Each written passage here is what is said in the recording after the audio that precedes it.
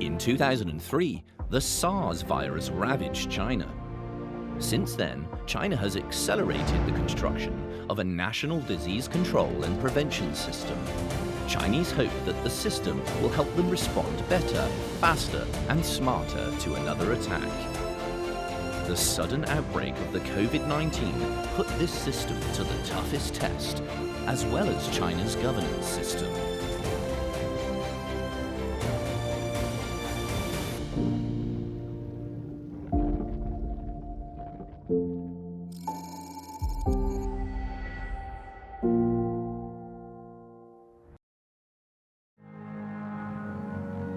Faced with the COVID-19 outbreak, China quickly formed a special group called the National Expert Group on COVID-19. Professor Lan Xue is a member of the group. This expert group is an advisory body for fighting with the virus. And we have about 60 plus people from various fields. So we discuss various policy ideas, and then that will be provided to the national leadership to direct the country's fight with the virus. I'm Lan Xue. I'm a professor and dean of Schwarzman College at Tsinghua University. My research field is mainly on science, technology, and innovation policy, on crisis management, and global governance. For this particular outbreak, I think there were missed opportunities at early stage. So I think that's something that we really have to examine more and to collect more information to see where exactly things have broken down and how we can fix that. I think that national system that we should make sure that anybody in tampering with that system is a violation of law. And I think the second issue that we may also want to think about how to fix the problem is we need to have a robust expert system to make the judgment, because I think early signs are always incomplete. So there's a lot of uncertainties, particularly with a new virus such as COVID-19. In just 2 months, the COVID-19 outbreak spread from Wuhan to other provinces in China, becoming a major public health emergency with the fastest transmission speed, the widest infection scope, and the greatest difficulty in prevention and control since the establishment of the People's Republic of China. On the contrary, to deal with COVID-19, this is the proof not for the failure, but for the vitality and the validity of the system we have. My name is He Yafei. I am currently pursuing an academic life, being a distinguished professor at Yanjing Academy of Peking University.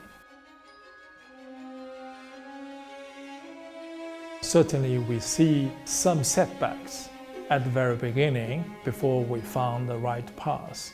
But this is not a proof for the failure of China's governance of Chinese system.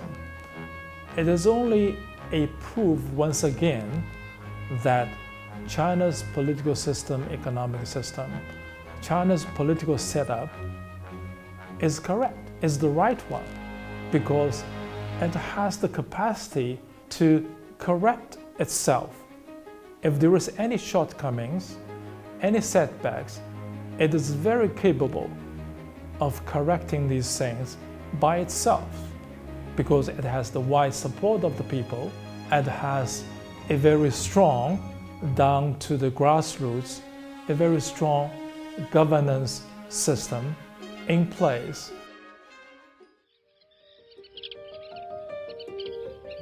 The very different responses to the outbreak among countries with different social systems have aroused concerns and even led to debates about the best and the worst.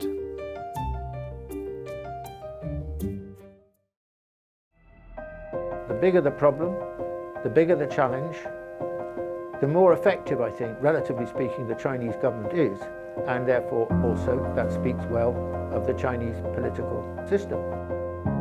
My name is Martin Jakes. Until recently, I was a senior fellow at Cambridge University. I don't think anyone who knows anything about China should be in the least bit surprised that China can construct 2 hospitals within 10 days or 2 weeks, incredibly short space of time. I mean, this is what the Chinese system is so good at doing, which is mobilizing resources and thinking ahead, thinking strategically.